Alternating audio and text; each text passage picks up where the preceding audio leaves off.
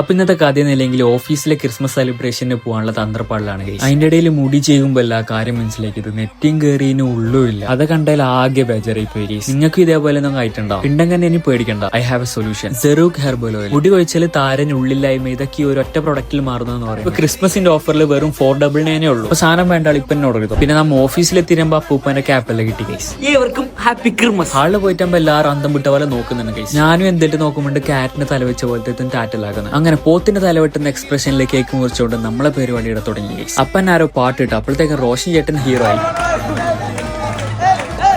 അത് കഴിഞ്ഞ് ക്രിസ്മസ് ഫ്രണ്ടിന്റെ ഗിഫ്റ്റ് കൈമാറുന്ന പരിപാടിയായിരുന്നു. എനിക്കും കിട്ടി, ഞാനും കൊടുത്തു. പിന്നെ ഗെയിമൊക്കെ സ്റ്റാർട്ട് ചെയ്തു.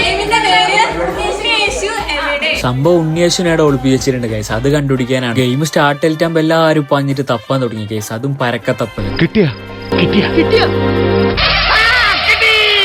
അങ്ങനെ ഉണ്ണിയേശുനെ കിട്ടി ഗൈസ്. അങ്ങനെ ഇതുപോലത്തെ പലതരം ഇൻട്രസ്റ്റിംഗ് ഗെയിംസ് എല്ലാം കളിച്ചിട്ട് ബച്ചിട്ട് നമുക്ക് ഫുഡിനുള്ള ടൈം ആയി. ഫുഡ് നല്ല അടിപൊളി ബിരിയാണി ആയിരുന്നു ഗൈസ്. നൈസ് ആയിരുന്നു. പിന്നെ ഫുഡ് കഴിക്കാൻ വേണ്ടിട്ട് പാട്ടും വെച്ചിട്ട് ആട്ടം തുടങ്ങി ഗൈസ്. അത് ഒന്നൊന്നര തുടക്കമായി പോയി.